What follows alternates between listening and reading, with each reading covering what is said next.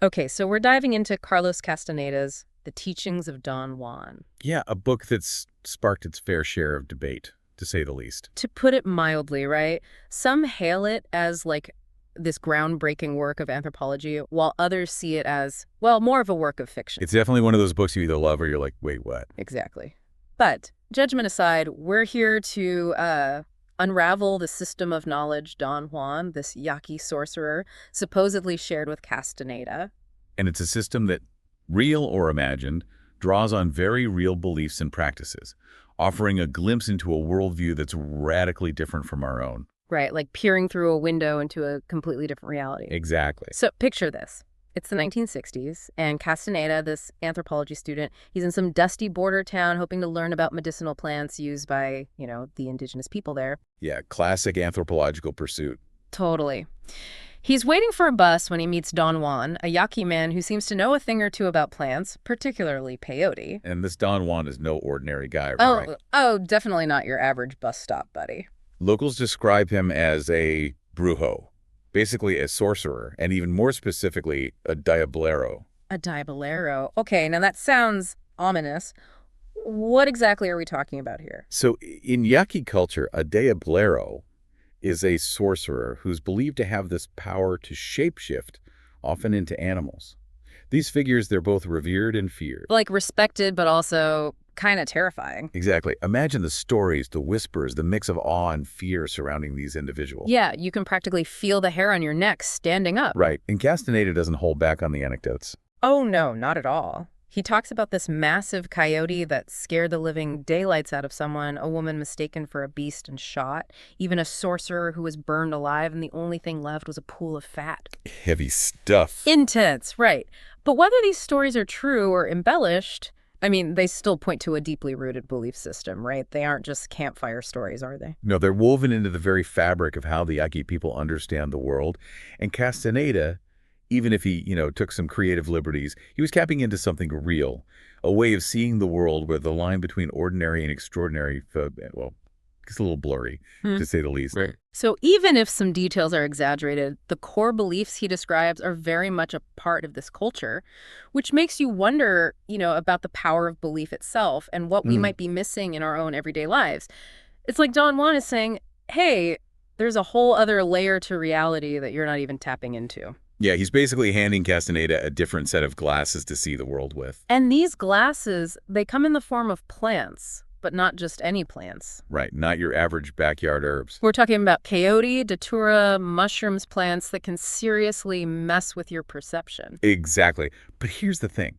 Don Juan isn't giving these plants to Castaneda for, like, a fun trip or anything like that. No, definitely not recreational. He's using them as tools, right, to guide Castaneda into what he calls states of non-ordinary reality. So when we say plants of power, it's not about getting high. It's about, gaining knowledge, power, insight through these altered states. Exactly. It's about shifting your perception, breaking free from the limitations of your everyday senses.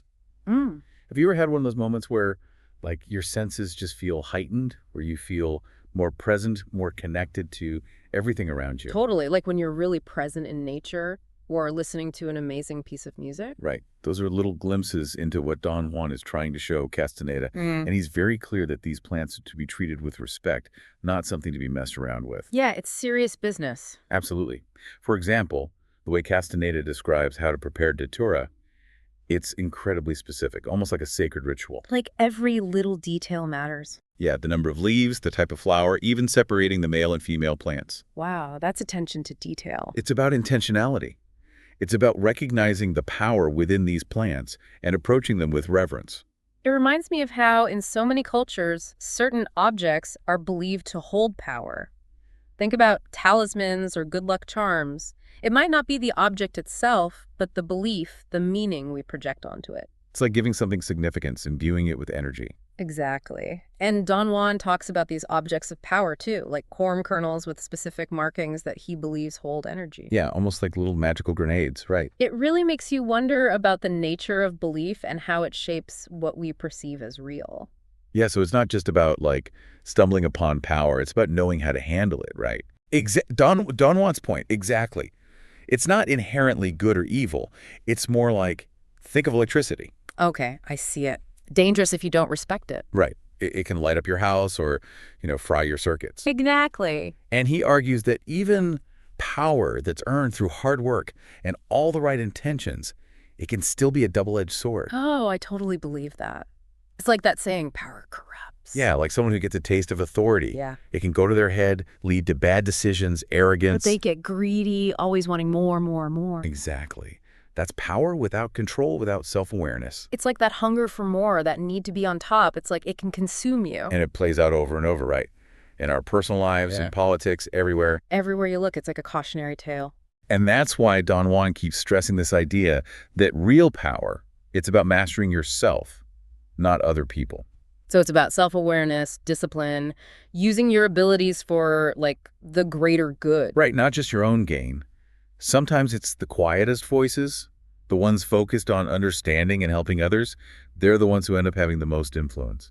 It's a good reminder to, like, check your motivations, But this whole path Don Juan lays out, it sounds intense. It's not a walk in the park, that's for sure. There's that part where Castaneda thinks this diablero is after his soul, like trying to steal it. That's pretty scary stuff. Yeah, and that experience, as terrifying as it is, it highlights the last enemy, old age. But he's not talking about wrinkles and gray hair. It's deeper than that. All right, it's like the mental and emotional stuff that comes with aging. Exactly. That fear of decline, of losing your vitality, your sense of purpose. Feeling like you're becoming irrelevant. Exactly. Yeah. But we all age, right? But not everyone lets those fears consume them. So how do you face that final enemy? Acceptance. Don Juan says that fighting against the natural flow of life, that's what makes old age an enemy in the first place. Instead, he's all about embracing the wisdom, the perspective you gain as you get older. It's like each stage of life has its own beauty, its own value, right? Exactly. It's interesting, though, how these enemies he talks about, they're like metaphors for these universal human experiences, right? Absolutely. Fear, the pull of power, the confusion of shifting perspectives, and then, well, time marching on. We all deal with this stuff. It's like he's mapped out this inner terrain we all have to navigate. It's kind of comforting in a way, like we're not alone in these struggles. Right, and that's part of what makes Castaneda's account so fascinating, even if you take it with a grain of salt. For sure, for sure. It makes you look inward, question your own beliefs, consider that maybe, just maybe, there's more to reality than what we see on the surface. It's like a good reminder to stay curious, to stay open to the unknown. And that's the beauty of a deep dive like this, right? It sparks something.